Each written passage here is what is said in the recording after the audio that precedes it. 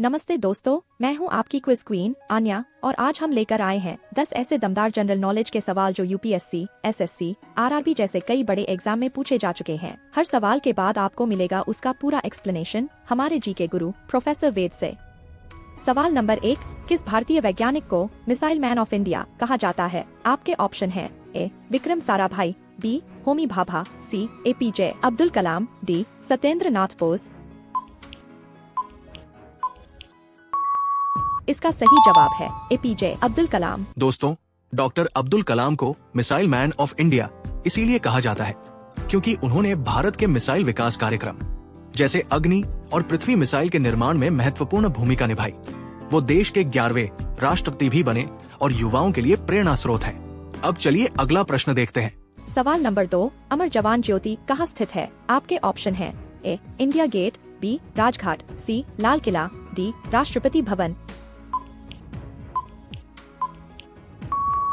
इसका सही जवाब है इंडिया गेट। अमर जवान ज्योति 1971 के भारत पाक युद्ध के शहीदों की स्मृति में बनाई गई थी। ये नई दिल्ली के इंडिया गेट के नीचे स्थित है। सवाल नंबर 3, भारत में ब्लू इकोनॉमी का क्या अर्थ है? आपके ऑप्शन है ए. नीले रंग की मुद्रा, बी. समुद्री संसाधनों पर आधारित अर्थव्यवस्था, सी. डिजिटल मुद्रा, डी. ग्रामीण बैंकिंग। इसका सही जवाब है समुद्री संसाधनों पर आधारित अर्थव्यवस्था। दोस्तों, ब्लू इकोनॉमी का मतलब समुद्रों और समुद्री संसाधनों के सतत उपयोग से है, जैसे मत्स्य पालन, समुद्री पर्यटन, खनिज और पोर्ट से जुड़े आर्थिक विकास। इसका उद्देश्य पर्यावरण के संतुलन को बनाए रखते हुए समुद्री क्षेत्रों से विकास करना है। चलिए अगले प्रश्न की ओर बढ़ते हैं। सवाल नंबर 4, ऑपरेशन फ्लड किससे संबंधित था? आपके ऑप्शन है ए. बाढ़ नियंत्रण से, बी. बिजली उत्पादन से, सी. दुग्ध उत्पादन से, डी. स्वच्छता अभियान से। इसका सही जवाब है दुग्ध उत्पादन से। ऑपरेशन फ्लड भारत की श्वेत क्रांति का हिस्सा था, जिसकी शुरुआत 1970 में डॉक्टर वर्गीस कुरियन द्वारा की गई। इसका मकसद देश भर में दूध की आपूर्ति बढ़ाना और ग्रामीण क्षेत्रों को सशक्त बनाना था। सवाल नंबर 5, किस शहर को इलेक्ट्रॉनिक सिटी ऑफ इंडिया कहा जाता है? आपके ऑप्शन है ए. पुणे, बी. बेंगलुरु, सी. हैदराबाद, डी. चेन्नई। इसका सही जवाब है बेंगलुरु। बेंगलुरु को इलेक्ट्रॉनिक सिटी कहा जाता है क्योंकि ये भारत की आईटी और टेक्नोलॉजी इंडस्ट्री का सबसे बड़ा केंद्र है। यहाँ बड़ी संख्या में टेक कंपनियां स्थित है। दोस्तों, अभी तक हमने 5 प्रश्न किए।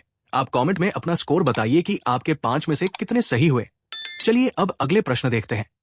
सवाल नंबर 6, किस वर्ष भारत ने पहला परमाणु परीक्षण किया था? आपके ऑप्शन है अ. 1965 में, बी. 1971 में, सी. 1974 में, डी. 1998 में। इसका सही जवाब है 1974। तो दोस्तों, भारत ने पहला परमाणु परीक्षण 18 मई 1974 को पोखरण में किया था।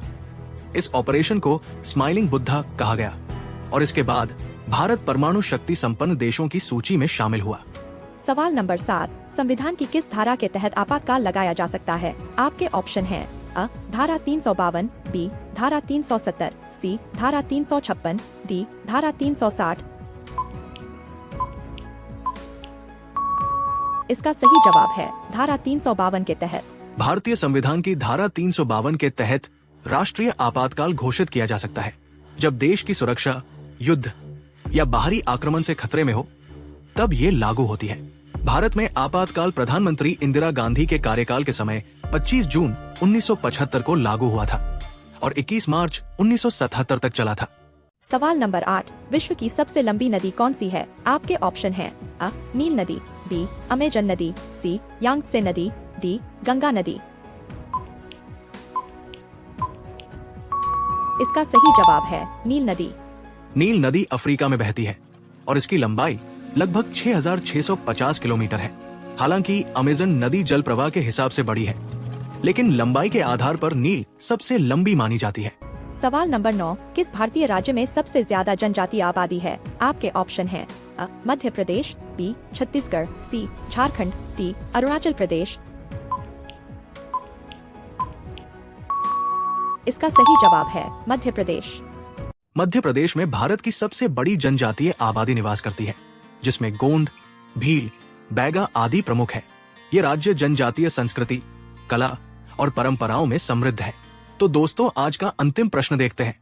सवाल नंबर 10, प्रोजेक्ट टाइगर की शुरुआत कब हुई थी? आपके ऑप्शन है अ 1980 में, बी 1973 में, सी 1990 में, डी 1965 में। इसका सही जवाब है 1973 में। प्रोजेक्ट टाइगर की शुरुआत 1973 में हुई थी। इसका उद्देश्य भारत में बाघों की घटती संख्या को बढ़ाना और उनके प्राकृतिक आवासों को सुरक्षित रखना था। आज भी ये भारत की वन्य जीव सुरक्षा का एक महत्वपूर्ण हिस्सा है। तो साथियों, आप बताइए कि आपके 10 में से कितने प्रश्न सही थे। ऐसी और वीडियोस देखने के लिए हमारे इस चैनल को सब्सक्राइब करें। हम आपके लिए ऐसी और जानकारी से भरी वीडियोस लाते रहेंगे। मिलते हैं अगली वीडियो में। धन्यवाद।